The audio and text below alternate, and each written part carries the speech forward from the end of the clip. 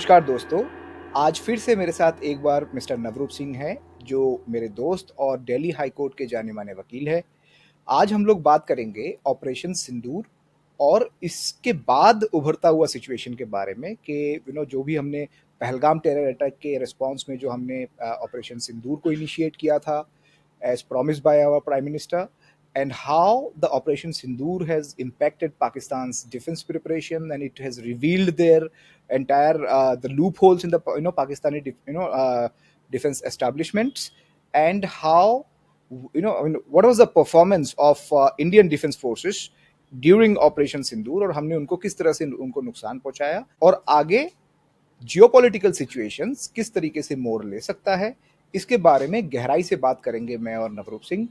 तो आप सबका स्वागत है द इंडिक्स फेयर में। नवरूप भाई, welcome to the Indics fair and it's always a pleasure to host you. So the now the mic is yours. आपने क्वेश्चन सुन लिया है, so please share your thoughts with us. Thank you भाई, thank you so much for the wonderful introduction and it's great to be back आपके platform पे आने का। Like it's amazing, मतलब सो वी यहाँ पे हम बात करने वाले हैं ऑपरेशन सिंदूर जो भारत सरकार ने माउंट किया आफ्टर पहलगाम अटैक, एंड उसके क्या नतीजे हो सकते हैं, उसके क्या रिपरकशंस हैं जियोपॉलिटिक्स पे, कौन कौन से वेस्टेड प्लेयर्स इन्वॉल्व है, क्या लिंकेजेस हैं, बिकॉज दिस हैज जो हुआ है वो बहुत बड़ा, बहुत पत्थर है, अनप्रेसिडेंटेड। करेक्ट। तो अब आपके व्यूअर्स को ये जानना ज़रूरी है, 22 अप्रैल 2025 को पहलगाम में हमला होता है जिसमें तकरीबन 25 से 26 लोग जो है मारे जाते हैं एक बहुत ही निंदनीय आतंकवादी हमले में, जिसमें हिंदू मेल्स को अलग किया करके धर्म के नाम पे मारा जाता है। और ये भी बोला जाता है कि उनकी वाइफ्स को कि जाओ अपने मोदी को बता देना कि हमने किया है ये, ठीक है। और उसके बाद इसके लिंक्स पाए जाते हैं। द रेजिस्टेंट फ्रंट नाम की एक ग्रुप है जो इसे क्लेम करता है, जो एक लश्कर तैयबा का फ्रंट ऑर्गेनाइजेशन है, जो पाकिस्तान बेस्ड ऑर्गेनाइजेशन है, जिनका हेडक्वार्टर मुरीद के लाहौर के पास है, राइट। ओके। अब इसमें हफ्ता 10 दिन की सरकार की प्लानिंग चलती है कि कौन सा, बिकॉज रिटेलिएशन तो इंडिया ने करना था आतंकवादी और आतंकवादी अड्डों के खिलाफ।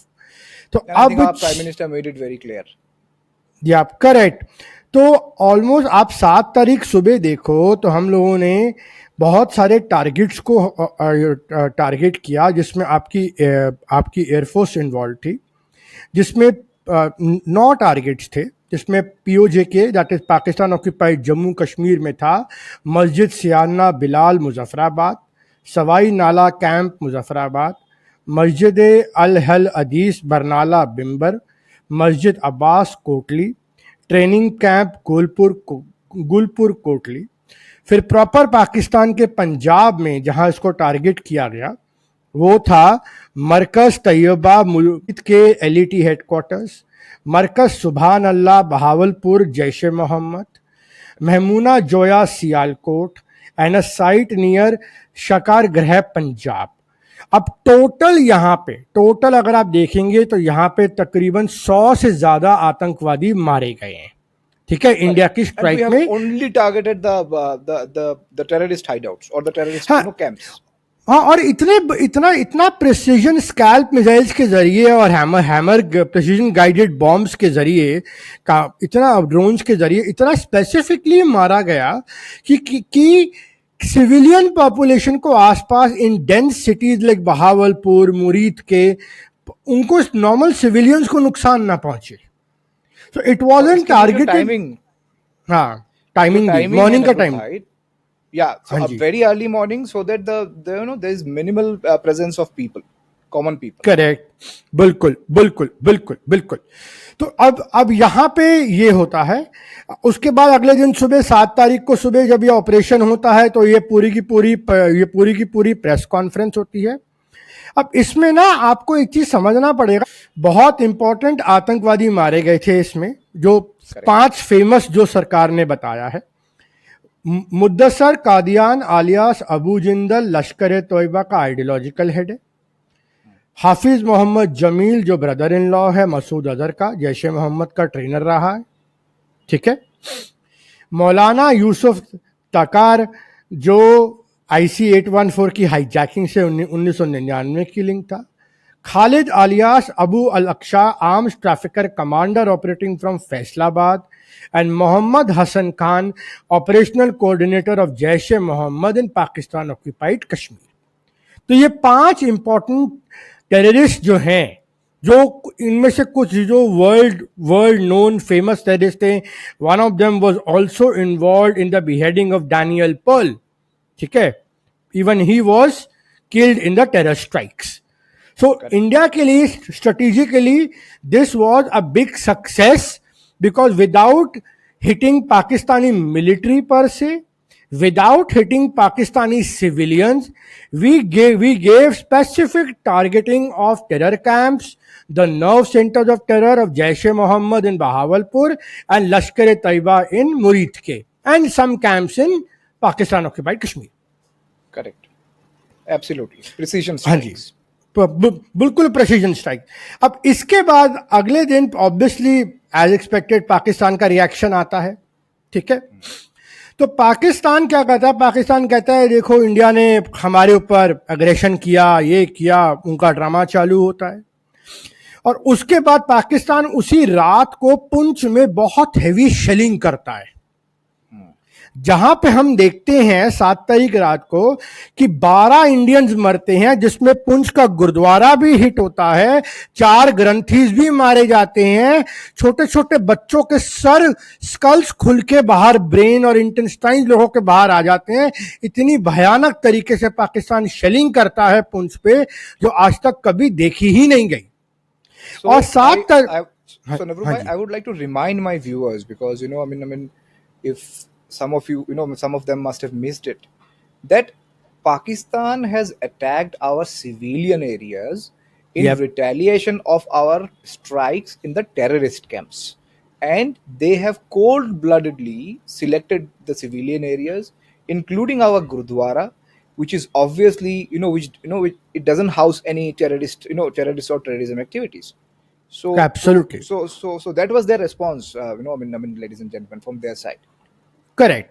तो उसके बाद 8 तारीख को जब जम्मू के पुंछ एरिया में लाइन ऑफ कंट्रोल पे ये आर्टिलरी फायरिंग हो रही थी, जो आज तक कभी नहीं देखी गई, इस दौरान आपका पाकिस्तान का वो ड्रोन्स भी भेजते हैं और कुछ मिसाइल्स भी भेजते हैं to neutralize Indian military assets, जिसको हमारे सिस्टम्स और air defence system, Akash and others, and U-70 guns and Shilka, ये सारे जो है ये सब इसको न्यूट्रलाइज कर देते हैं, ठीक है।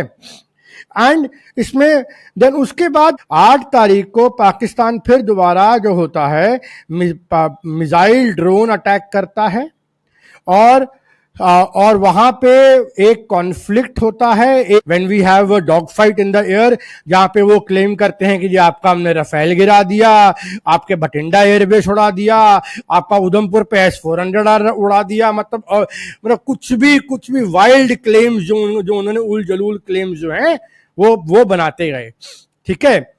तो वो डॉग फाइट होती है नॉर्थ पंजाब बॉर्डर पे, गुरदासपुर, भटिंडा, फिरोजपुर और जम्मू रीजन के आसपास, जम्मू कश्मीर के ऊपर वो डॉग फाइट होता है, जिसके एवज में हमें अगले दिन चाइना का एक PL-15 air to air missile Hoshiarpur में मिलता है, पड़ा हुआ पूरा, Correct. जो डेटोनेट नहीं होता है, जो JF-17 चलाता है, which shows the kind of armory and the jets it was used, and people say it was one of the biggest dogfights in the region for a long time, even outbeating the one we had in 2019.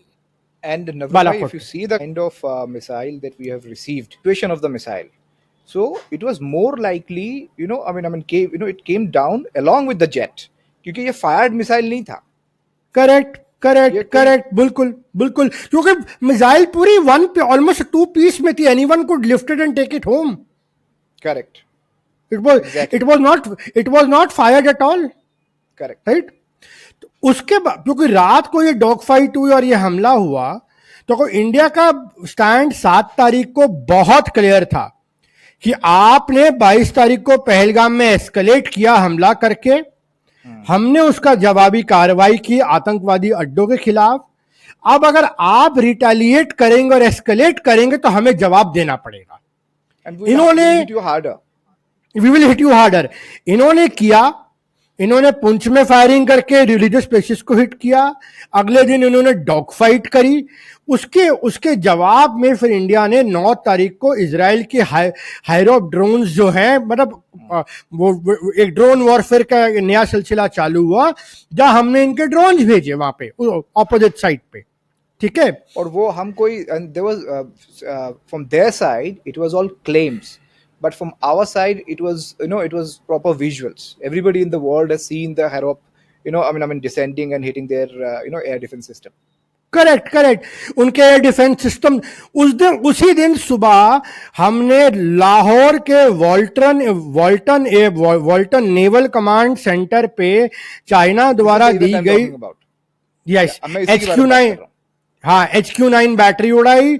और वो सारे drone, कोई रावलपिंडी के stadium में गिर रहा है, कोई कराची में गिर रहा है, कोई आपका इस्लामाबाद में गिर रहा है, कोई इस्लामाबाद के फ्लाईओवर पे गिर रहे हैं, और नॉन स्टॉप सायरन बज रहे थे, ठीक है। हालत ये अकॉर्डिंग टू देम कि उन्होंने वो मार के गिरा ड्रोन्स को। सो when you shoot down drones, if it is a calculated shooting down of Indian drones by the Pakistani air defense systems, then those drones would not have hit the targets that they were assigned to. आप जब drone को neutralise करते हो तो वो हवा में destroy होके गिर जाता है, या फिर इमोबाइल होके वहीं पे गिर जाता है, और ये कोई क्षति नहीं पहुंचा सकता। बट हमें देखने को मिला है कि हमारे ड्रोन अटैक में पाकिस्तान में बहुत सजीद, जिसको वो बोलते हैं अपने उर्दू भाषा में, अगर मैं बात करूं उनकी तरह, तो उनको बहुत बहुत डेफिनेट नुकसान पहुंचाया गया। हाँ, प्लीज कैरी ऑन। ठीक, हाँ। तो अब वो ड्रोन, सी दैट ड्रोन जो इजराइल के हायरोप ड्रोन जो हमने भेजे, कामेकाजी ड्रोन, उससे जो मैसेज गया कि that Indian military could penetrate every nook and corner of Pakistan, including Rawalpindi, which was the military headquarters. Correct. मतलब पाकिस्तान का लेंथ एंड ब्रेथ को हम पेनिट्रेट कर सकते हैं एट विल, एंड एक ऐसा साइकोलॉजिकल वॉरफेयर कि आपकी कोई एयर डिफेंस ही नहीं है माउंट करने के लिए। एंड टेक्निकली ड्रोन का कारण ही यही होता है टू चेक कि आपकी एयर डिफेंसेस कितनी एक्टिव हैं। एब्सोल्युटली। जहां पे इंडिया की एयर डिफेंसेस बहुत एक्टिव थी गिराने में इन ड्रोन्स को, पाकिस्तान की air defences were non existent, वो तो एग्जिस्ट ही नहीं करती थी ग्राउंड पे। अब 9 तारीख रात को पाकिस्तान क्या करता है, पाकिस्तान फिर दोबारा ड्रोन भेजता है, और इस बार मिसाइल्स भी आती हैं बैलिस्टिक। पैकेज और बड़ी होती है, पहले से पैकेज और बड़ा होता है इनका, पैकेज और बड़ा होता है, जिस पर आपके फिरोजपुर में कई घर, 1-2 घरों पे बॉम्ब गिरता, आए गोले। तो अब ये ड्रोन, जब यही ड्रोन जो आए, उनको हमारे एयर डिफेंस सिस्टम्स ने बहुत शानदार तरीके से पूरी रात लग के उनको गिराया, और they made sure the civilian casualties were bare minimum, not even one individual died in the drone, and it was across, spread across sectors. मतलब it was in Gujarat, it was in Rajasthan, it was in Punjab, it was in Jammu Kashmir. मतलब we were having a drone show at the night virtually. And I would like to make a point here, Navroop bhai, that this is perhaps in the first time in the history of modern warfare जहां पे जिस देश की border इतनी बड़ी हो, किसी बड़े बॉर्डर वाले देश में इस तरीके से एयर डिफेंस कॉम्बैट हुआ है, और एयर डिफेंस कॉम्बैट में हमारे एयर डिफेंस सिस्टम में इतने बड़े स्केल में, इतने बड़े जियोग्राफी में जो एनिमी अटैक्स है उसको नाकाम किया है। And I think this is perhaps the first time in the history of modern warfare. Absolutely. मतलब इजराइल में ड्रोन्स आते थे, इजराइल में वो हमास के रॉकेट आते थे, but that was a very smaller geography, and Hamas was not a nuclear power. One city, so it is like one city for us. Correct. 2-2.5 kilometre की boundary पे आपके फायरिंग्स हो रही हैं, ड्रोन्स आ रहे हैं अलग अलग सेक्टर्स में। So to for a country like India to mount that kind of an air defence system, and the best part is S-400 तो उसका जो रशियन बेस्ड सिस्टम जो इंडिया ने लिया हुआ है वो तो ज्यादा इस्तेमाल ही नहीं हुआ. मतलब what we use with Akash and our own guns, जिसपे हमने आर्टिफिशियल इंटेलिजेंस और कंप्यूटराइज और रेडार सैटेलाइट सब इंटीग्रेशन कर रखा है. तो नवरू भाई, S-400 is a kind of a system. अगर वो आपके बैकअप में खड़ा हो तो एनिमी अपने एसेट्स को यहाँ पे भेजने के पहले 10 बार सोचेगा, और वो इसी तरीके से हुआ. What we have seen is a drone aggression from Pakistani side, which were expendable for them, because they did not dare to send their real package with their J10s to that extent, and with their J17s and all, because they knew if they cross the border with their with their package, when there is an when there are S-400 batteries which is active in the region, they will not go home, they will not go back to home, so they will they will all be shot down. So but along with that, having said that, जो हमारे तरफ से हमारे indigenous systems थे, whether it is Akash, whether it is Barak 8, which we developed with Israel, and other systems like the anti-aircraft grants and all those systems that we had, which we manufacture in India with license manufactured in India. So all of them put together, the layered air defense coverage that we provide actually performed, and they performed with flying colors. And this happened for the first time in the modern history of warfare. Absolutely agreed. तो ये एक बहुत मैंने which is why मैंने जो लिखा भी था अभी टाइमलाइन पे कि this is what happened between these two countries in last four two nuclear power states in 4 years should be a case study for the world. ठीक है, it should be a matter of research what has happened. And then when Pakistan did all this time, and Pakistan की हिमाकत देखो कि 8 तारीख रात को, 8 मई रात को, 9 तारीख सुबह वो आपके गोल्डन टेम्पल पे ड्रोन मारने का कोशिश करता है. बिल्कुल. वो माता वैष्णो देवी पे मारने की कोशिश करता है.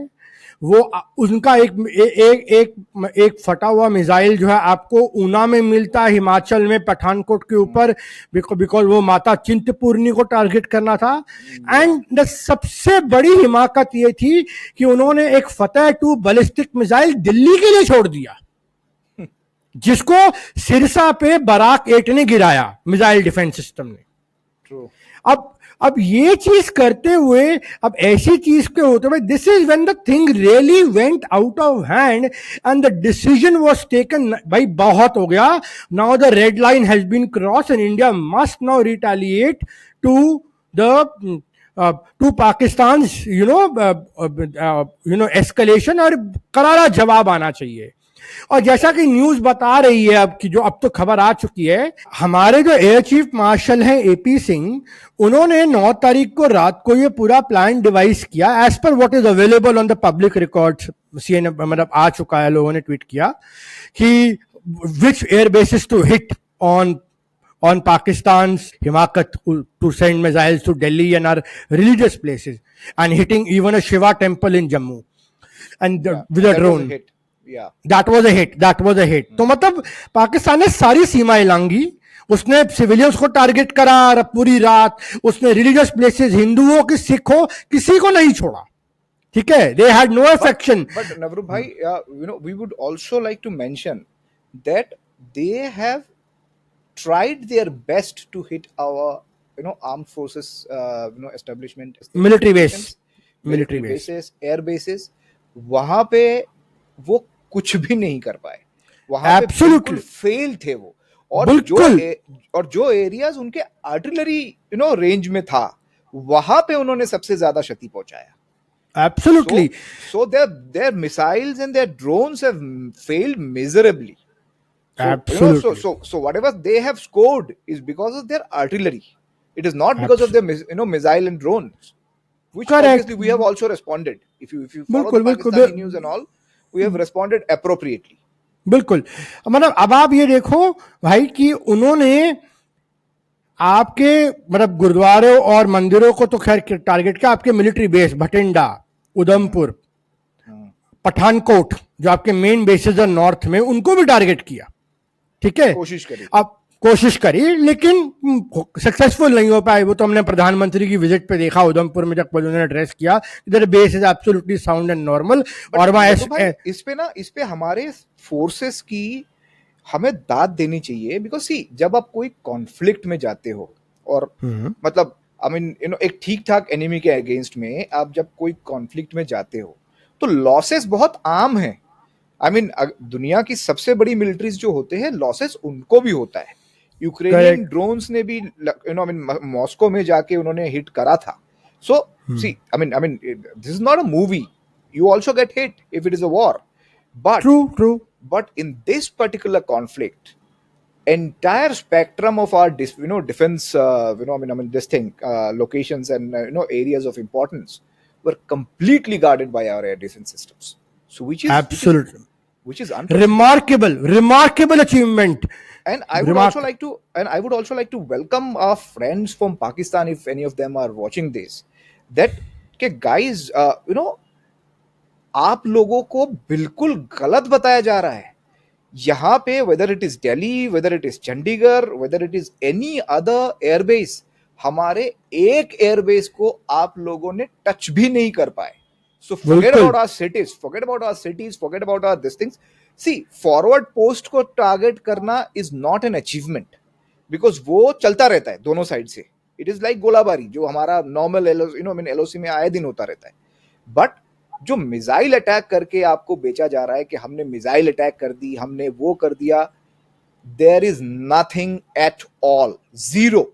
सो the score of your army is a big zero. Absolutely. अब जब इन्होंने रात को हमारे एयरबेस से तो रिलीजियस प्लेस दिल्ली को टारगेट करने की कोशिश करी 2:30-3 बजे के आसपास, उसके बाद आवर एयरफोर्स रिस्पॉन्डेड, ठीक है। और उसके बाद जो हुआ वो शायद इतिहास के पन्नों में पहली बार जाएगा, ठीक है, क्योंकि ये पहली बार था कि कोई न्यूक्लियर पावर दूसरे न्यूक्लियर पावर के एयरबेसिस को तिनके की तरह 90 मिनट में उनके 11 एयरबेस उड़ाए गए 90 मिनट में, ठीक है। This is a record. And मतलब अमेरिका ने रूस के साथ नहीं किया, चीन ने अमेरिका के साथ नहीं किया, फ्रांस ने कभी ये नहीं किया, मतलब ये आपका यूके। इसमें मैं एक चीज क्लियर करना चाहूंगा नवरूप भाई, for our viewers, because we are not Pakistani channels or we are not Pakistani, I mean those influencers जो कुछ भी बोलते, when we say आपके एयरपोर्ट्स को डिस्ट्रॉय किया, उसका मतलब ये नहीं है कि आपके पूरे एयरपोर्ट को हमने एकदम खत्म नस्तो नाबूद कर दिया, बट उनको डिसफंक्शनल कर दिया, उनको हमने पेनिट्रेट करा, उनमें हमने हिट किया।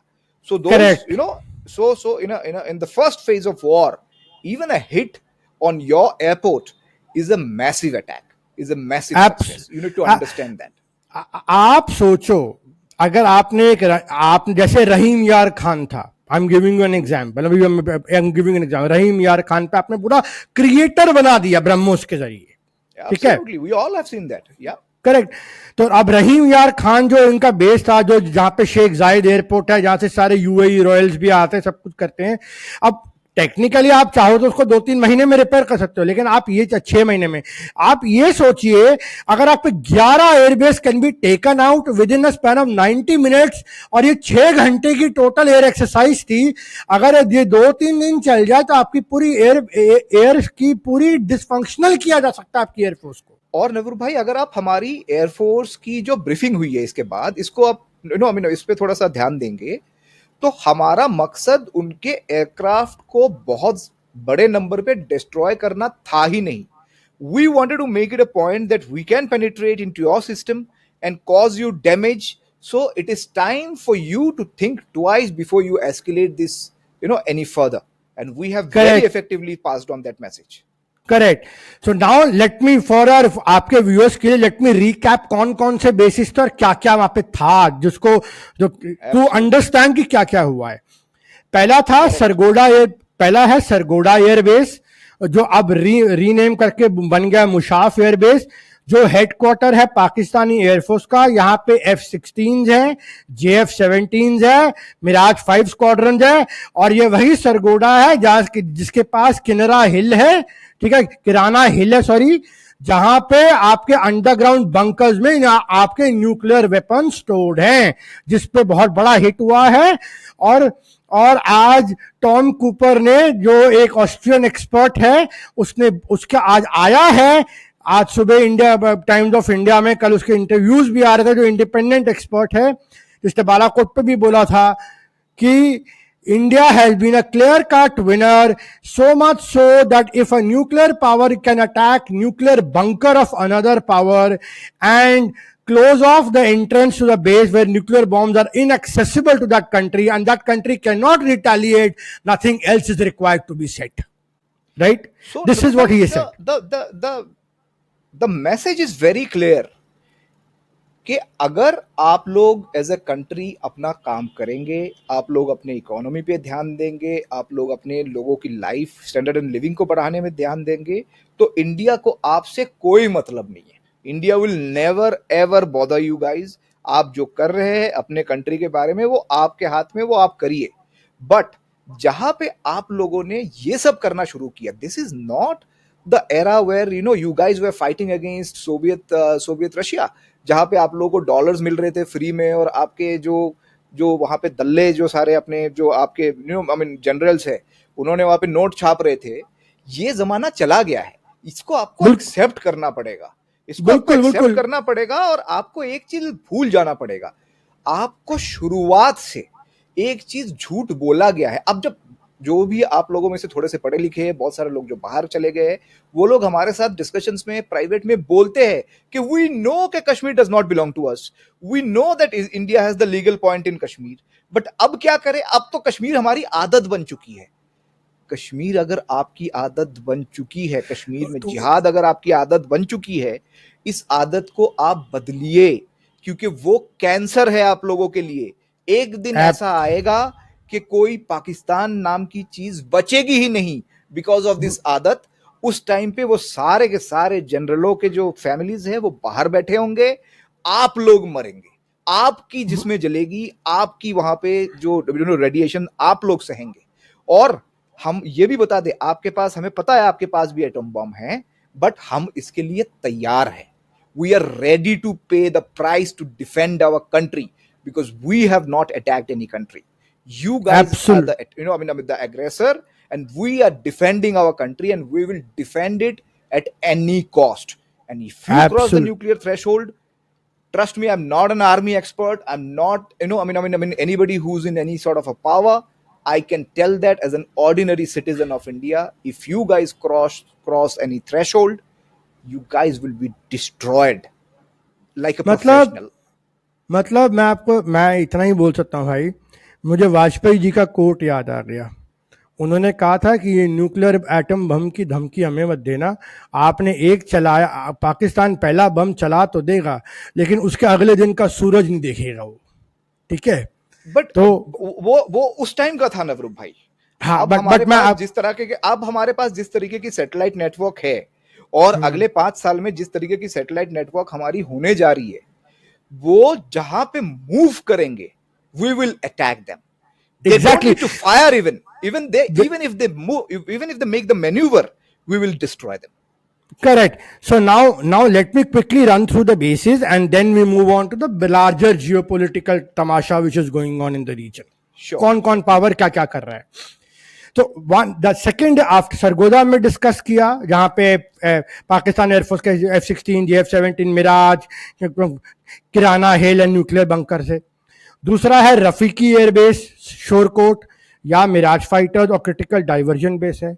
मुरीद एयरबेस, जहाँ पे इनके यूएवी ऑपरेशन चलते हैं। Chakla airbase which is Noor Khan airbase, जो सबसे इंपॉर्टेंट है, जो इस्लामाबाद के बिल्कुल बगल में है, ठीक है।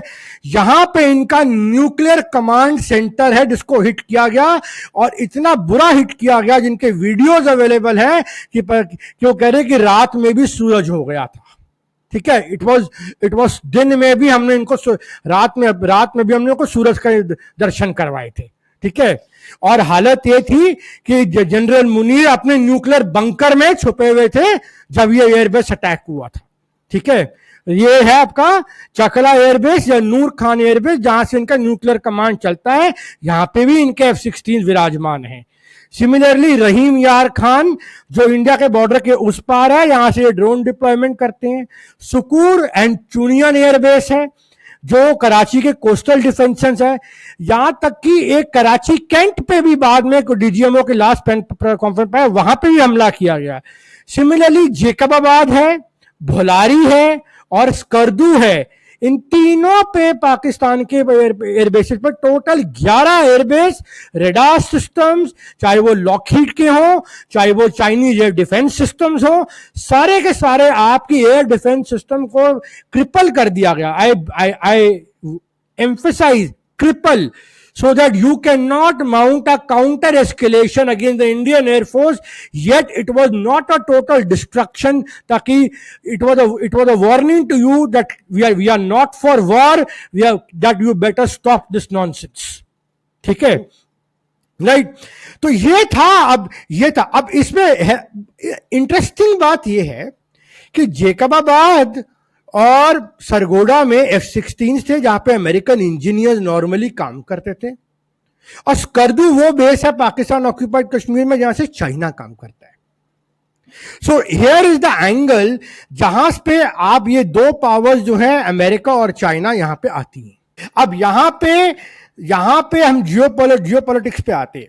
तो जैसे ही इंडिया ने यहां पे 11 एयरबेस को हमला करा और इनकी एयर डिफेंस क्रिपल करी, these buggers immediately ran to Washington DC and not to Beijing. इन्होंने फोन खड़काए।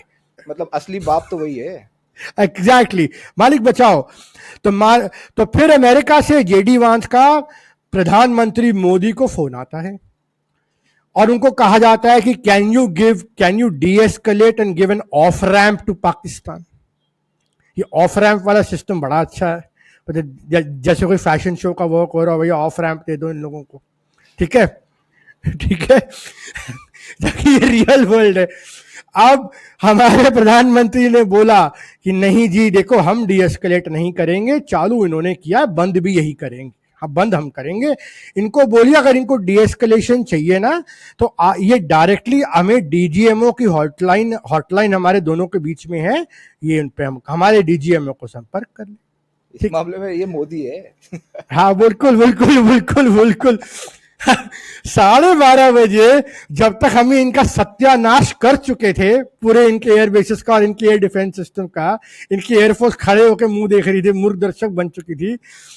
फिर 12:30 बजे ये हमारे डीजीएमओ को फोन लगाते हैं, किसी ने फोन उठाया नहीं।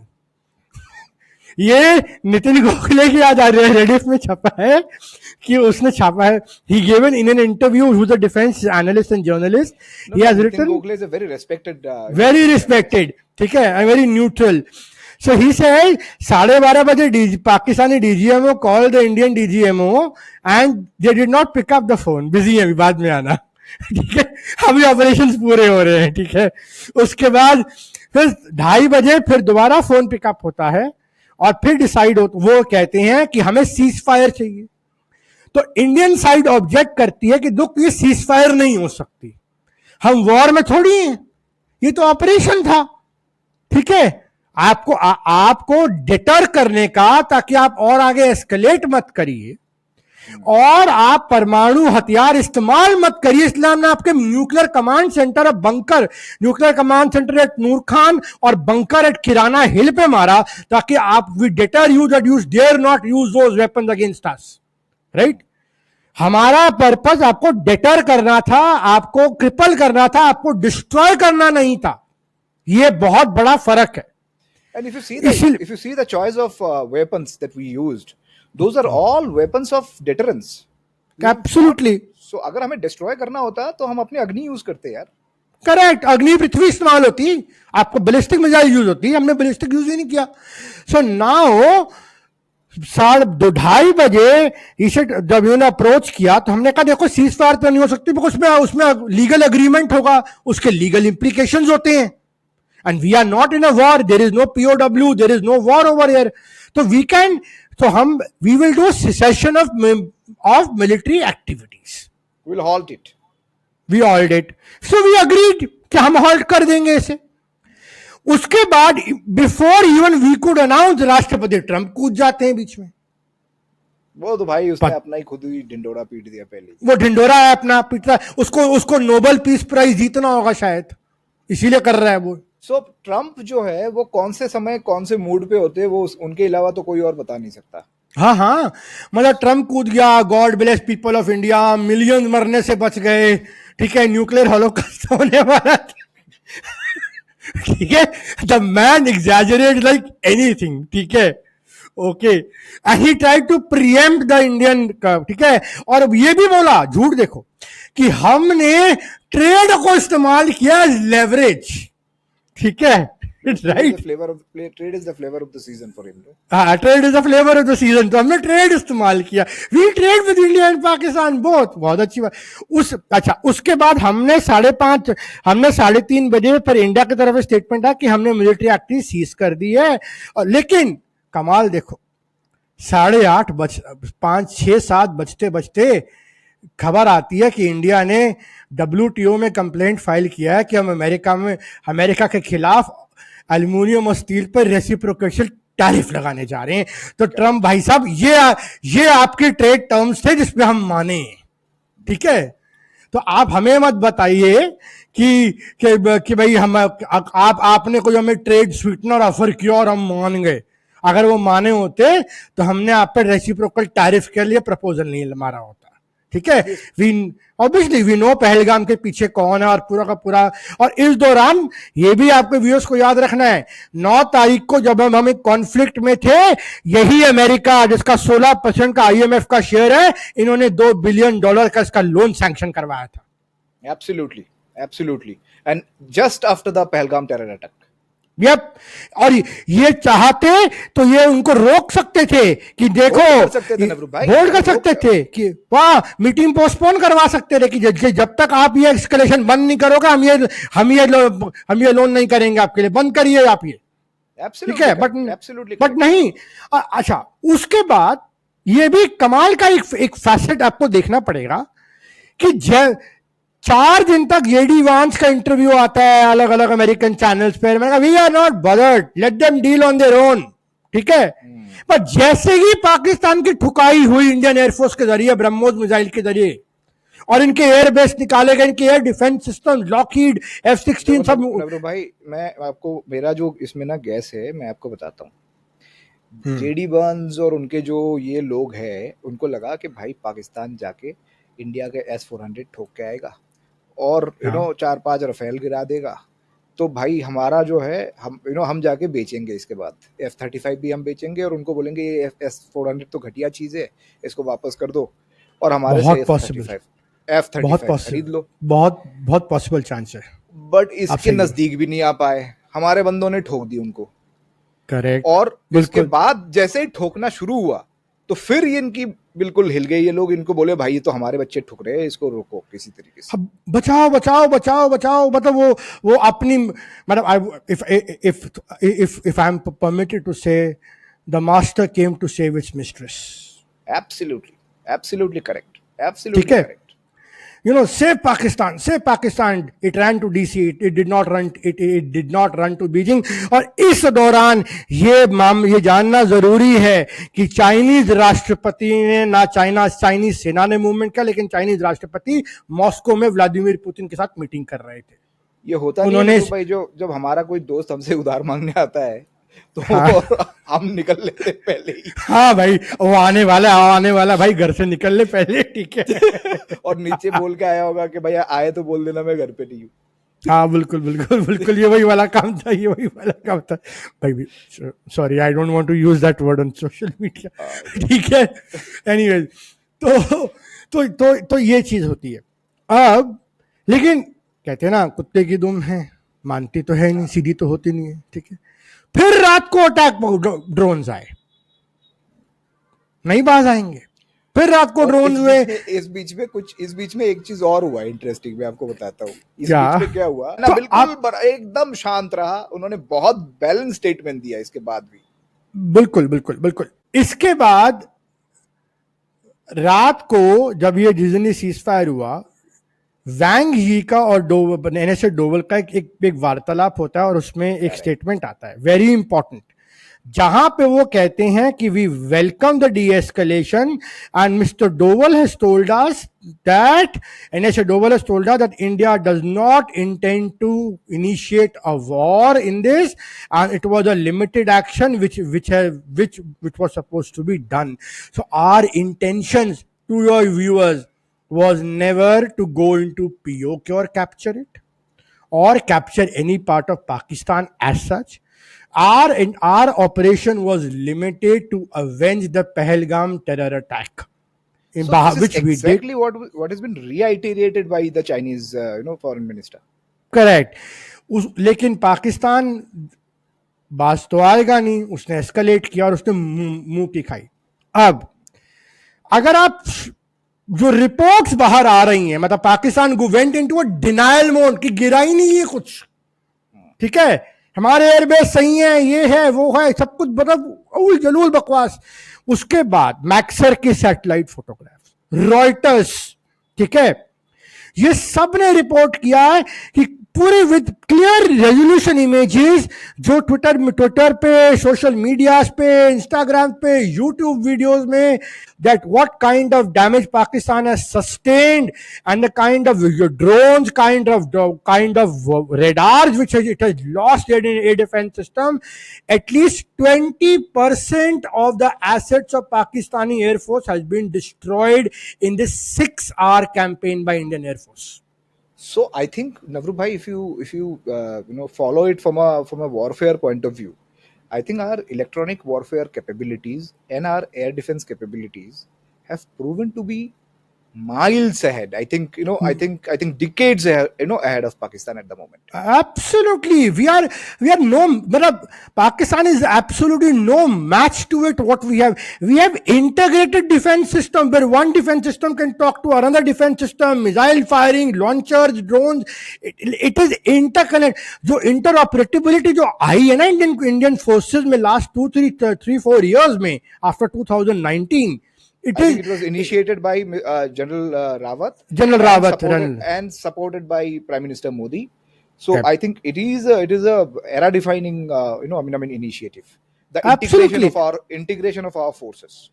So for the people who are listening in India, in Pakistan, or worldwide, you need to understand that this was a conflict, a limited skirmishes between two nuclear powers, where one nuclear power, that is India, managed to in retaliation to Pakistan's aggression on our religious places, on our air bases, okay, on unjustified stuff, started by killing our people.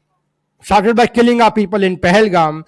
We managed to, in 90 minutes, we managed to hit 11 air bases, radar systems of Lockheed, missile defense batteries or air defense batteries, HQ-9 batteries of China, and even take down their couple of their aircrafts, which is now being reported. Some are saying 5 to JF-17s and all that stuff, right? So we managed to take down Pakistan's air asset. This is a historical feat, and it should be a case study for the world. It has never been done.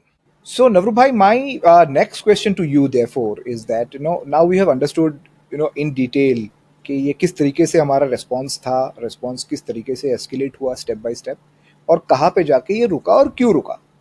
अब मेरा question आपसे ये है कि what is the geopolitical implication of it? How do you see this entire thing, maturing into a geopolitical chessboard? बहुत बढ़िया सवाल. Let me quickly run through it फटाफट. Sure. इसका सबसे पहला बेनिफिशियरी होगा रशिया, बिकॉज उनके मिलिट्री इंडस्ट्रियल कॉम्प्लेक्स, उनके arms, S-400, how well BrahMos का joint venture, how well they integrated with the Indian arm systems, ठीक है, like Akash, like your anti-drone systems जो हमने डिप्लॉय कर रखे थे. So they functioned really well. Integration बहुत बढ़िया हुई, ठीक है. तो रशियन मिलिट्री इंडस्ट्रियल कॉम्प्लेक्स को तो एक तो बहुत बड़ा बूस्ट मिलेगा इससे, ठीक है. एंड रशिया टुक एन मतलब चाहे वो ऊपर से दिखाने के लिए उन्होंने कॉन्डमनेशन किया, न्यूट्रल किया, लेकिन डिफेंस सप्लाईज में उन्होंने बिल्कुल कोई कोताही नहीं बरती. वो इंडिया को नॉन स्टॉप डिफेंस सप्लाईज कर रहे थे. और इसमें सबसे जो पाकिस्तान के साथ जो पावर्स खड़ी थी, पहले मैं बात कर लूं, उसमें सबसे, let us talk about Turkey first, because Turkey is a relatively smaller power compare to America and China, ठीक है, नेटो एलाय है। टर्की ने शिप भेजा, डिस्ट्रॉयर, जो कराची पोर्ट पे खड़ा था। टर्की ने अपने वो बायरक्टर TB2 ड्रोन्स और YH-3 ड्रोन्स भेजे, और अभी as we talk, just as we talk, news break हो रहा है कि टर्की के ऑपरेटर्स पाकिस्तानी मिलिट्री को असिस्ट कर रहे थे actively in drone targeting on India, and 2 of the Turkish operators died in India's counter attack. Yeah, absolutely correct. So Turkey is actively involved in targeting of India. Turkey जैसा देश involve है। सुल्तान अर्डोगन, जो अपने आप को खलीफा समझते हैं, जो एक मुस्लिम ब्रदरहुड की आइडियोलॉजी से आते हैं, ठीक है, जो एक पैन इस्लामिक एक्सिस और आर्क खड़ा करना चाहते हैं पाकिस्तान के साथ, जो हमने आपके पहले 2 वीडियो में डिस्कस किया हुआ है, उन्होंने एक्टिवली पाकिस्तान के साथ समर्थन दिया। और ये वही टर्की है जिसके साथ हमने ऑपरेशन दोस्त में अर्थक्वेक के दौरान मदद करी। तो ये एहसान फरामोशी है, और इसके रिगार्डिंग इंडियन गवर्नमेंट ने बहुत स्ट्रिक्ट एक्शन लिया है, और वो मोस्ट लाइकली ट्रेड कुछ हद तक सस्पेंड करने जा रहे हैं टर्की के साथ। और उन्होंने टर्किश मीडिया, टर्किश अकाउंट्स को इंडिया में TRT वर्ल्ड और अदर अकाउंट को सस्पेंड किया है। दो बिकॉज अर्डोगन का आज जो स्टेटमेंट आया कि पाकिस्तान हमारा ब्रदर है, एक एलाय है, और इंडिया की चॉइस को कंडेम कर रहे थे, जो एक सेल्फ डिफेंस के लिए एक पाकिस्तान की एस्केलेशन के खिलाफ थे। Turkey has a very clear business interest in Pakistan, Navrupai, because Pakistan is now the largest importer of Turkish arms, and Pakistan now has a massive influence on Bangladesh also, and Bangladesh is all set to become another important importer of Turkish arms. So उनका तो धंधे का interest है, because entities like Pakistan, Bangladesh, they cannot survive without बाप्स। उनको हमेशा कोई नया हर 5 साल में उसको अपनी एक नए बाप की जरूरत पड़ती है। तो पहले अमेरिका था, फिर चाइना बना, अब लेटेस्ट बाप जो है उनका टर्की है। तो टर्की का तो बिजनेस इंटरेस्ट है, लेकिन पाकिस्तान का जो मूव्स है, इसमें टर्की को सबसे ज्यादा जो नुकसान होने वाला है मेरे हिसाब से, वो चाइना को होने वाला है। Because China because they are going to lose a lot of market, the military hardware market in Pakistan, because if you see the future projects of Pakistan, their first preference for each and every project from here on is going to be Turkey. So वो China से केवल और केवल stop gap में चीजें खरीद रहे हैं। बिल्कुल बिल्कुल, क्योंकि चाइना का जो मिलिट्री इंडस्ट्रियल कॉम्प्लेक्स है वो फेल रहा, उसके जो आर्मामेंट्स हैं वो इंडिया को डिटर करने में वो नाकामयाब रहे, चाहे उनका JF-17 हो, चाहे उनका PL-15 हो, चाहे उनका वो HQ-9 रेडार हो, they all fail to do their jobs in air defence, all air to air interception which could have been possible. और इंडियन एयर सिस्टम, जहां पे एक इंडिया के अपने रशियन और इजरायली जो इंटेग्रेशन थी, that proved to be far superior to the Chinese arms। तो ये सबसे बड़ा धक्का चाइना के लिए सबसे पहला ये है। दूसरा, चाइना के प्रोपेगेंडा आर्म्स, चाहे वो ग्लोबल टाइम्स हो, चाहे वो CGTN हो, उन्होंने ओपनली इंडिया के खिलाफ प्रोपेगेंडा किया कि आदमपुर बेस पे JF-17 के, पाकिस्तान के JF-17 जेट जो चाइनीज ओरिजिन के हैं, उन्होंने रशिया का S-400 गिराया, which was proven to be a false news when Prime Minister Modi visited yesterday। वहां पे वो सिस्टम पीछे खड़ा हुआ था और राफेल जेट भी खड़ा हुआ था, तो ये सारा प्रोपेगेंडा ध्वस्त हुआ। It was checked by the PIB, and ultimately आज चाइनीज अकाउंट्स भी, चाहे वो ग्लोबल टाइम्स हो, वो CGTN हो, वो जिन्हुआ हो, टर्किश के TRT हो, इन सबको इंडियन गवर्नमेंट ने सस्पेंड किया है for actively cooperating with Pakistan in hostile activities against India. तो ये प्ले है। अब इससे पहले, अब इसमें जो सबसे बड़ा बागड़ बिल्ला है वो है अमेरिका, ठीक है, जिसको मैं बोलता हूं द बिगर प्लेयर, जो वैसे तो इंडिया को अपना एलाय मानता है, नेचुरल पार्टनरशिप आता है, इंडो पैसिफिक की बात होती है, क्वाड की बात होती है, लेकिन जब पाकिस्तान को कंडोन करने की बारी आती है तो सबसे पहले अमेरिका खड़ा होता है। इन्होंने फरवरी 2025 में $400 मिलियन का राष्ट्रपति ट्रंप ने लोन सैंक्शन किए, एड, मिलिट्री एड दिया इनकी F-16 को अपकीप करने के लिए। करेक्ट। IMF का लोन इन्होंने दिया। ऑब्वियसली पहलगाम में मैक्सर नाम की कंपनी से जो पता लगा, जो प्रिंट न्यूज़पेपर में छपा, जो एक यूएस डीओडी के साथ काम करती है, वहां से उनका कॉन्ट्रैक्ट एक पाकिस्तानी एजेंसी के साथ था, जिसने सारे वो पहलगाम के वैली के फरवरी मार्च में इमेजेस निकाले। तो ये सारा का सारा, this can not happen without tacit understanding और knowledge of what was happening, और इसका क्यों हुआ, अमेरिका ने क्यों इनेबल किया, ये हम पिछले वीडियो में डिस्कस कर चुके हैं। And the worst example of all this, Navrup bhai, I think is the sanction of IMF loans just after the attacks. So it is a slap on IMF's integrity and their position also, because you are giving money to a country IMF directly involved in terrorist activities. IMF should be named at International Mujahideen Fund, monetary fund नहीं है, correct, ठीक है, वो Mujahideen fund है।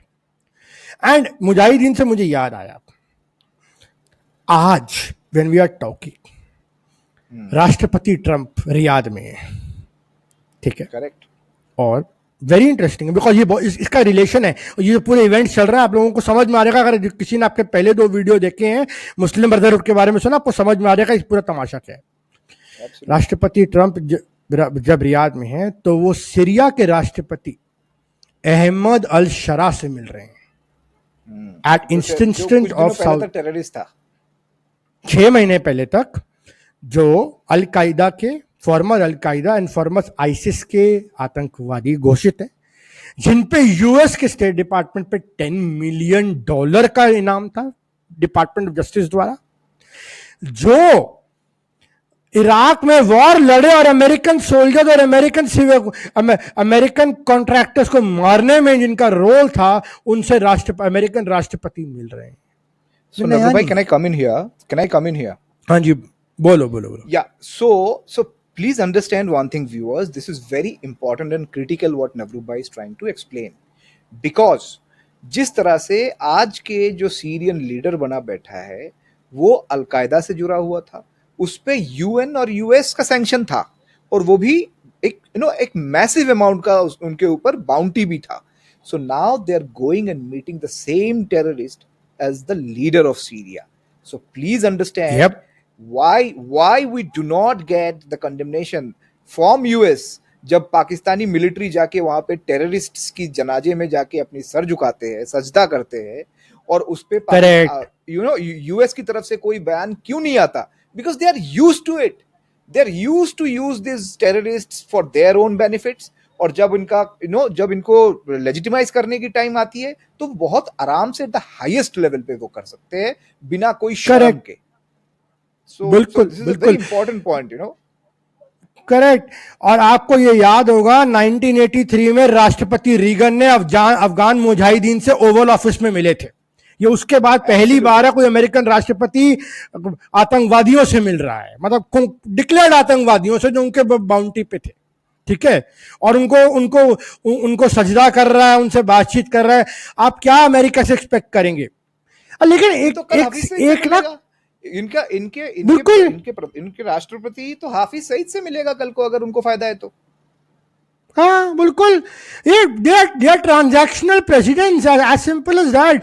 And अब आपके viewers को ये भी जानना जरूरी है कि अमेरिका कर क्यों रहा है, ठीक है।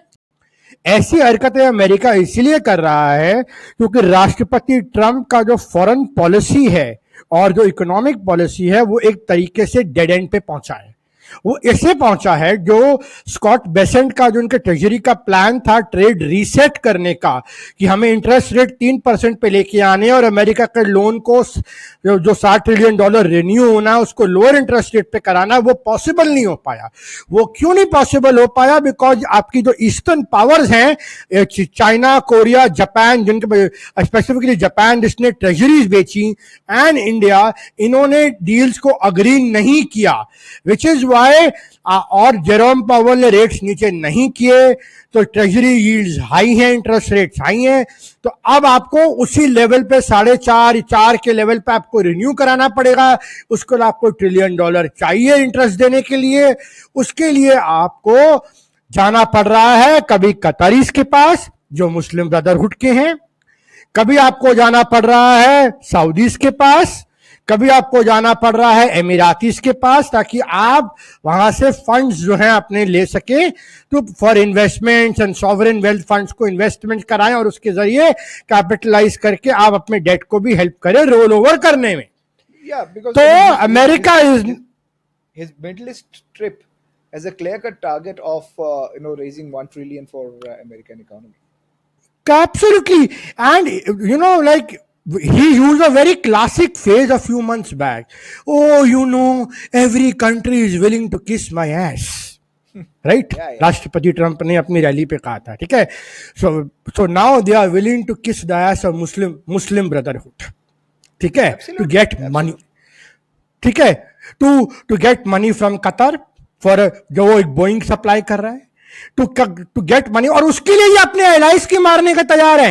ये इजराइल की मारने को तैयार है, ये नेतन्याहू की मारने को तैयार है, ये ईरान के साथ कॉम्प्रोमाइज करने को तैयार है, ये हुती मिलिशिया के साथ कॉम्प्रोमाइज करने को तैयार है।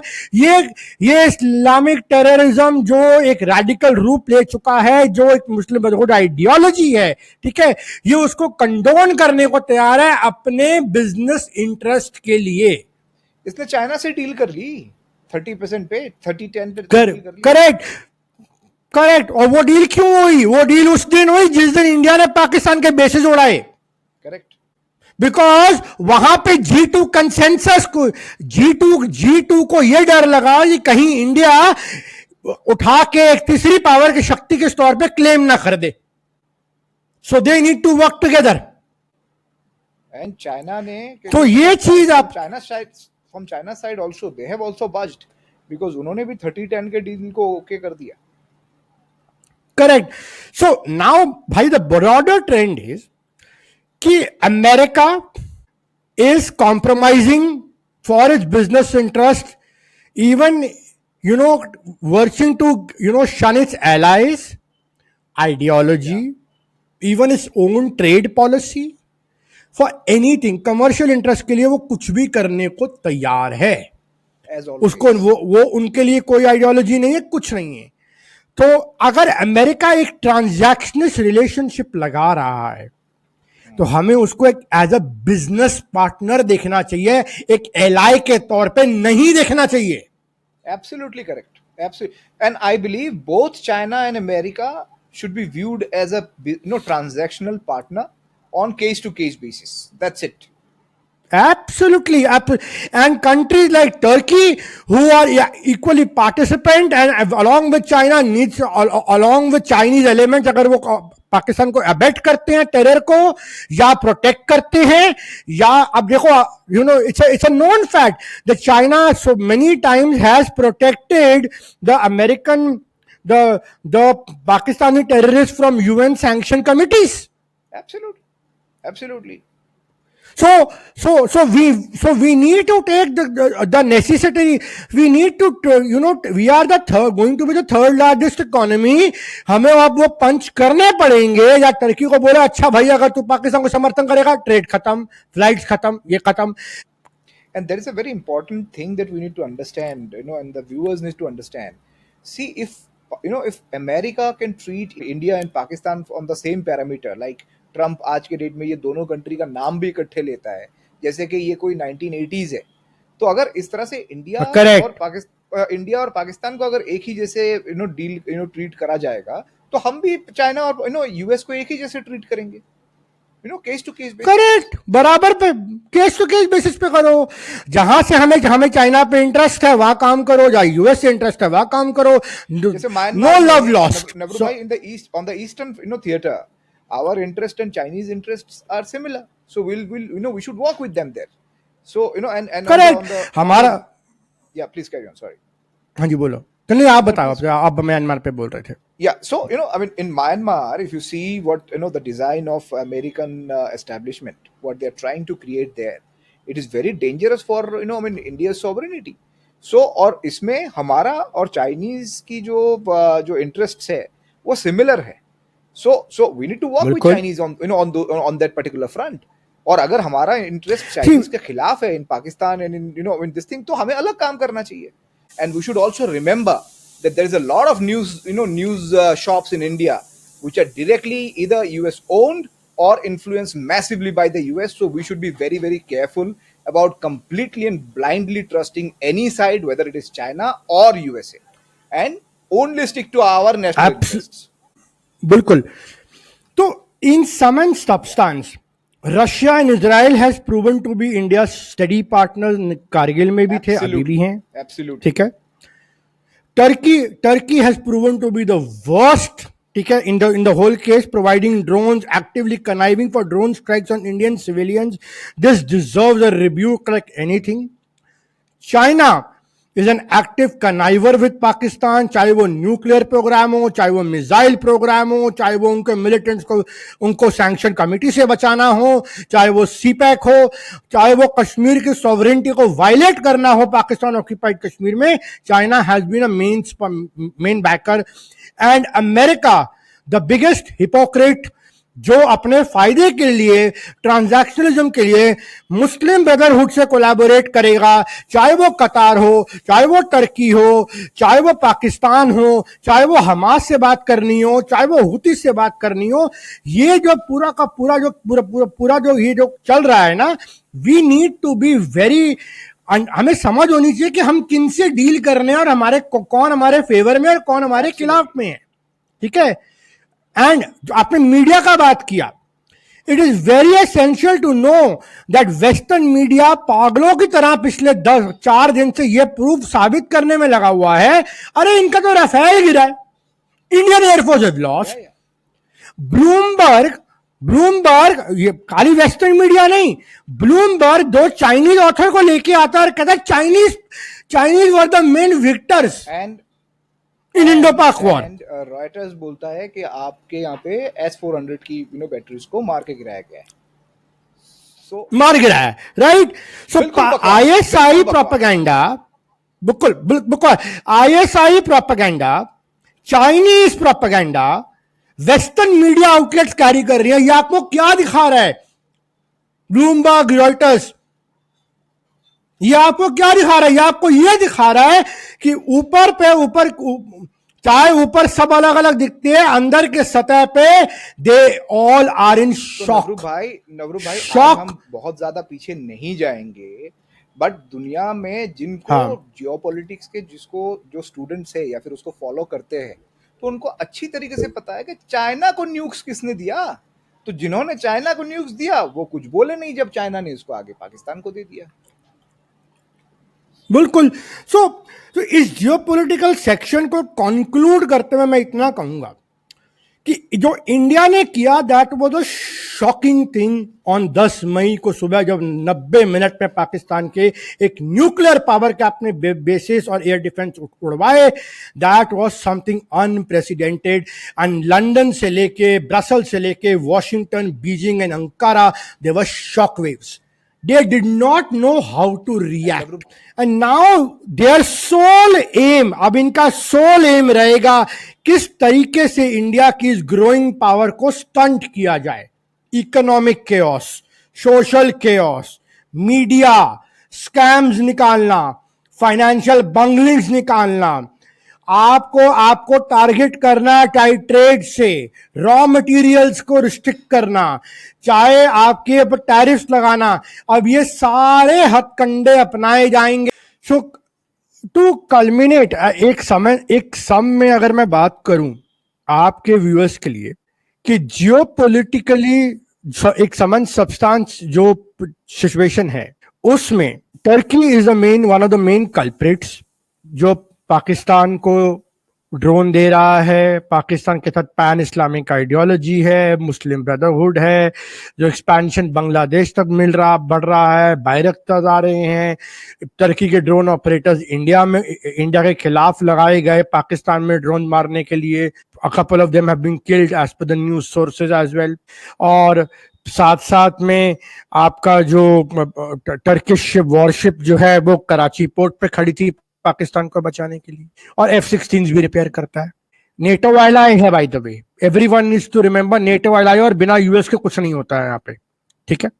दूसरा, उसके बाद आपका आता है Russia and Israel have turned out to be India's big friends, ठीक है, क्योंकि दे supported India at that time, just like Kargil युद्ध की तरह इन्होंने हमें समर्थन दिया, जो हमारे लिए बहुत बड़ा एक साबित हुआ। चाहे वो S-400 हो, आर्म सप्लाईज हो, हायरॉप ड्रोन्स हो, चाहे वो मिसाइल्स हो, चाहे वो रेडार्स हो, मतलब दे हेल्प्ड अस अ लॉट। जो हमारे अपने इंडिजिनियस भी हैं, लेकिन इन लोगों ने भी बहुत मदद करी, दे स्टूड बाय अस। और सबसे बड़ा भाई, कैन यू इमेजिन यहां तक के फ्रांस, जिसके साथ हमने शायद एक हफ्ते पहले एक तकरीबन $7-8 बिलियन की डील साइन करी, उन्होंने भी आके एकदम फ्रंट में आके कोई सपोर्ट नहीं किया। एब्सोल्युटली। जबकि राष्ट्रपति मैक्रोन ने पूरा हिंदी में संदेश दिया था प्राइम मिनिस्टर मोदी के लिए टाइमलाइन पे, ठीक है, कि भाई हम कंडेम करते हैं, आपका राइट है, ये है वो है। बट सारा का सारा जो सबसे बड़ा, इसमें दो सबसे बड़े प्लेयर्स थे। सबसे बड़ा दोगला प्लेयर है अमेरिका, जिसने IMF के लोन सैंक्शन कराए 9 मई को, जिसने उसको लेवरेज को इस्तेमाल नहीं किया पॉपुलेशन को कंट्रोल करने के लिए against an natural partner and Quad ally. ये किस टाइप की पार्टनरशिप है? Absolutely correct. या फिर अपने फेलो नेटो पार्टनर को उन्होंने कुछ भी नहीं बोला, तो ओपनली सब कुछ भी नहीं। हाँ, नेटो को पार्टनर टर्की को रेन इन तो कर सकता था कि you have no business to interfere in India and Pakistan dispute, stay away from it, ठीक है। उसके बाद इन्होंने फरवरी में F-16 मेंटेन करने के लिए ट्रंप एडमिनिस्ट्रेशन ने $400 मिलियन की लोन देते हैं।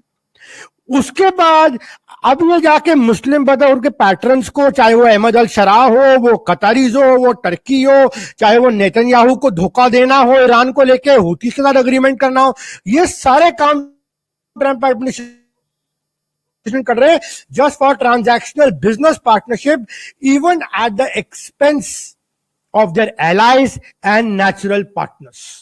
Yeah. This is America for you in short. That's it. It is a transactionalist partnership. It cannot be called an ally in true sense. Russia can be called an ally, which has stood by you for decades. Israel, which though it also has other interests, but at the same time, when it comes, it has supported you, just like India has also supported Israel in the recent war in Gaza. And viewers, I would like to get your attention here, because please understand that Russia, in spite of regular and repeated requests from Pakistan's side, have not exported any major weapons to Pakistan, and especially platforms like Su-35 and all, which Pakistan tried to import from Russia many times, but Russia has refused to do so. Now. There is no other power, Navru Bhai, as you have rightly mentioned, that there is no other power other than Russia and Israel, which we can call our true ally. Absolutely. And more than that, so now coming to the bull in the China shop, ठीक है, China का सबसे बड़ा, China का nuclear, अगर पाकिस्तान आज ये कर पा रहा है कि मैं भाई न्यूक्लियर बॉम्ब है, मैं मार दूंगा, मेरे एयर बेसिस उड़ाए, मेरा सब कुछ इंडिया ने उड़ाया, मेरे साथ ये किया, तो मैं ये दबा दूंगा, वो दबा दूंगा, ये धमकी और ये जो तमाशा चल रहा है, ये सब चाइना की देन है। ये न्यूक्लियर प्रोग्राम वो ब्लूप्रिंट्स, वो हत्फ हत्फ, गौरी और ये फतेह, ये सारे जो ब्लूप्रिंट्स हैं, J-17, J-10C, ये सारे चाइनीज प्रिंट्स हैं। तो आज अगर पाकिस्तान में कोई दूसरा बड़ा एक्टर है अमेरिका के सिवा जो चाइना को जो पाकिस्तान को यूज करना चाहता है as a containment tool against India through proxy war, वो चाइना है। Let there be no to qualms about it. उसी चाइना ने यूएन सिक्योरिटी काउंसिल में कितनी बार जैश ए मोहम्मद को सैंक्शन होने से मसूद अजहर को बचाया है, और आज तक वो सैंक्शन नहीं है, ठीक है, डिस्पाइट पुलवामा अटैक। अब हमने ये पूरा ग्लोबल देखा कि कैसे अमेरिका दोगलापंदी कर रहा है। हमने टर्की का रोल देखा, कैसे वो इंडिया के खिलाफ कोऑपरेशन दे रहा है।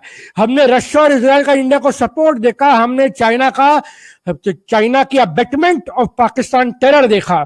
अब इसका मैं समाप्त करता हूं एक बहुत खूबसूरत एग्जाम्पल में, ठीक है। अगर आप ये देखेंगे how Pakistan is like a shooter which is courted by many players to keep a check and hold on India, to stymie its rise as an agent of chaos in South Asia, ठीक है, ठीक है। इसमें बहुत खूबसूरत जो collaboration का आपको असर दिखेगा वो पाकिस्तान के न्यूक्लियर प्रोग्राम में, और मैं आपको दो मिनट में समाप्त कर दूंगा, and that is where I will end this, ठीक है। यूएस को पता था, इंटेलिजेंस को, कि पाकिस्तान न्यूक्लियर बॉम्ब डेवलप कर रहा है। 80s में उनको सब पता था, from Carter to Reagan, but they kept quiet because they wanted to have the Pakistani support in the Afghan jihad, right? As you have just recently tweeted, I guess, Navroop bhai, Yep. is that Pakistanis are getting their software upgrades, and all those things related to the nuclear, weapons from America by Yep. American company which they have partnered. Correct. Okay. They even overlooked the amendments of Pressler and Symington amendments, जिससे America को इनकी add cut करनी चाहिए थी, लेकिन करी नहीं, allow किया गया 80s में करने के लिए। फिर आते हैं चाइना ने लेट 80s और अर्ली 19 में न्यूक्लियर वॉरहेड के designs, plutonium processing, high enriched uranium, missile technology, M11 short range ballistic missiles, ये सब, इवन तक cold test of nuclear device at Lop Nur site इन 1990, ये सब इनेबल करने वाला चाइना था। तो ठीक है, राइट। फिर आते हैं north Korea. Now let us understand कि भाई कौन कौन से प्लेयर्स हैं, ये क्यों इस एजेंट ऑफ क्योस को जिंदा रखना चाहते हैं, ठीक है। प्योंगयांग ने, ठीक है, गौरी सीरीज की पाकिस्तानी मिसाइल, वो that is based on Nodong missile technology of North Korea, ठीक है। वो उसके बदले में North Korea received uranium exchange technology through Abdul Qadir Khan nuclear network. The book Islamic bomb categorically covers this whole network, ठीक है। उसके बाद डच एंड जर्मन फेलियर, सुनिए, यूरोप भी इन्वॉल्व है जी इसमें, कोई इसमें दूध का धुला नहीं है। 70s में अब्दुल कादिर खान जब डच लैब में काम कर रहा था, वहां से यूरेनियम एनरिच्ड फ्यूल और ब्लूप्रिंट्स ले रहा था। MI6 ने इनको वार्न किया था, लेकिन उसके बावजूद दे ओवरलुक्ड, और ये ब्लूप्रिंट चुरा के अब्दुल कादिर खान पाकिस्तान भागने में कामयाब रहा, जहां पे इसने ये प्लान एग्जीक्यूट किया, और अल्टीमेटली वहां पे इसने इसको पाकिस्तान की न्यूक्लियर बॉम्ब की संरचना करी। और फाइनली जो किराना हिल जाए, जिस बंकर पे इंडिया ने मारा है ब्रह्मोस से, ऑफिशियली नहीं बोला बट वी अंडरस्टैंड कि इंडियन स्ट्राइक की है, ठीक है।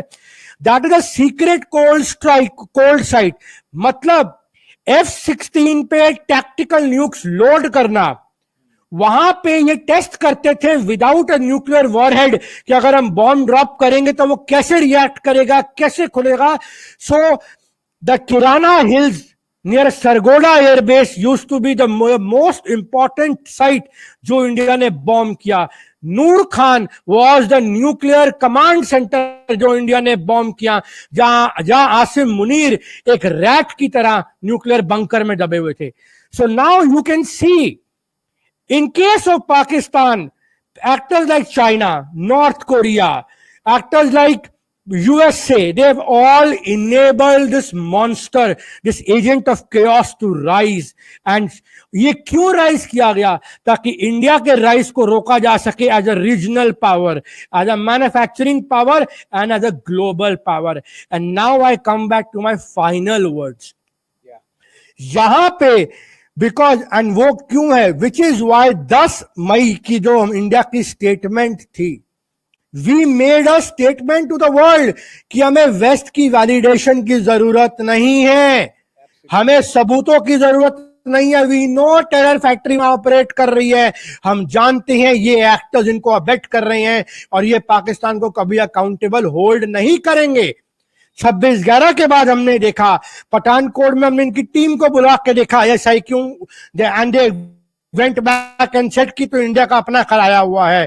तो knowing all this nonsense what Pakistan does in proxy terror, in proxy war of Islam, of jihadist terror, it is India ने अपना सॉवरेन राइट एक्सरसाइज किया यहां मारने का, पिन पॉइंट टारगेटिंग.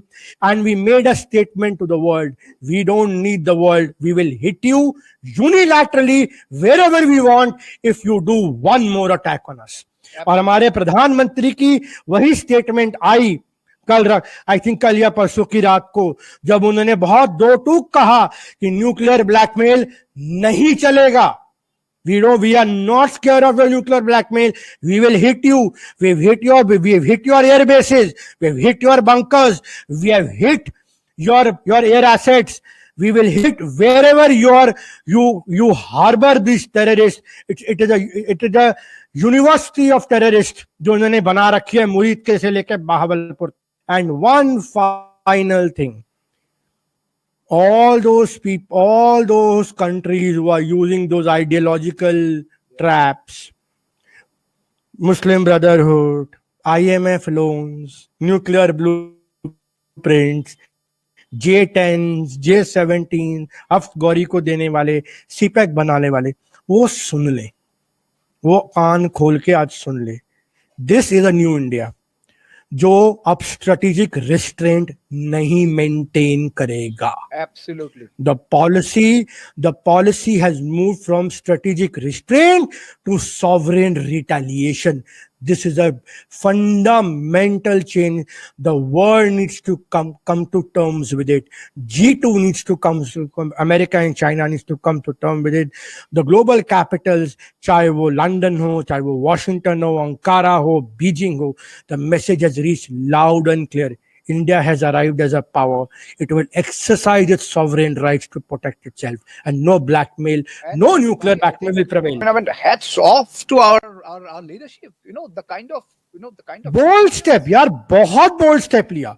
मतलब पाकिस्तानी एयरबेसेस को जाके उनकी ये आधे 1.5 घंटे में उनकी पूरी उड़ा देना. Our army is capable. We all know that. But Correct. But taking that call to strike where it hurts, that takes a lot of courage. मतलब बिल्कुल, Shashi Tharoor was a brilliant spokesperson. So, and even the opposition deserves some credit into this, Navroop bhai, because I think the entire nation was standing behind the government as one India, and the Prime Minister deserves the credit for that because he initiated that. He was involved in a kind of a politics where nobody else has any other option other than taking a nationalist stand, which the entire polity of India has taken, which is admirable, which is good for the country. Absolutely. So ending to my final lines is, this is the new India. This is the new India which has arrived. Okay. This India will take its sovereign right to retaliate. This will not take the punches lying down.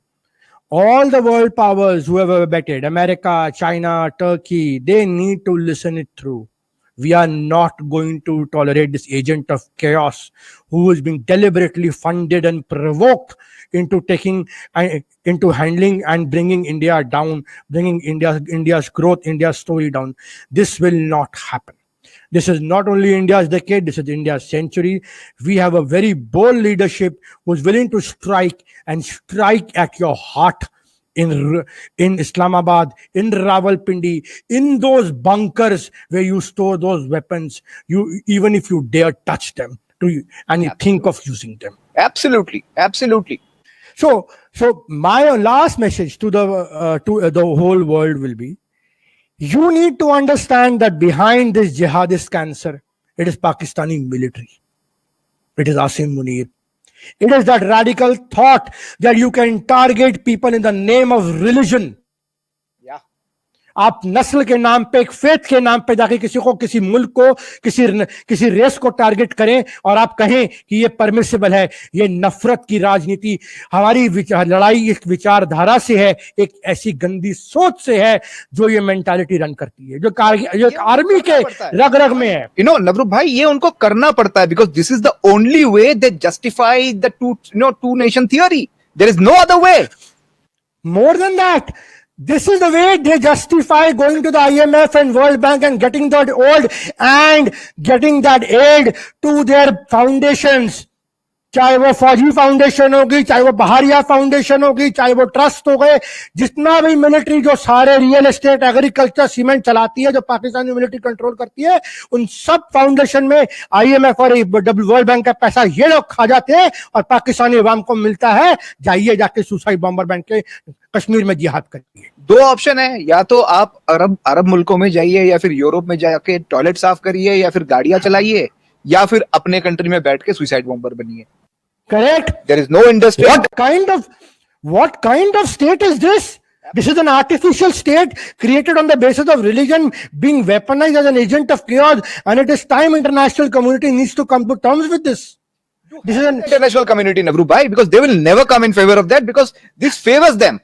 This suits them. This sort of a Nasur in Asia suits the so-called international community. Because it is an agent of chaos. It is a cancer, or should I say international migraine. And if the world doesn't treat India is called the pharmacy of the world, and we will treat it. और अपने तरीके से करेंगे, सस्ते में करेंगे, और वो इलाज पाकिस्तान को, पाकिस्तान की आर्मी को, इनके जनरल्स को, इनके अवाम को महंगा पड़ेगा अगर ये अपने जिहाद के रास्ते से पीछे नहीं हटे तो। एब्सोल्युटली। बस मैं इसी पे खत्म करना चाहूंगा। सो व्यूअर्स, ये था आज का हमारा पॉडकास्ट नवरूप सिंह के साथ। Thank you very much for your time today. Please subscribe to the Indic Sphere. Indic history, spirituality, geopolitics और जर्नी ऑफ मैनकाइंड के ऊपर इंटरेस्टिंग वीडियोस देखने के लिए देखते रहिए the Indic Sphere. Thank you very much and God bless.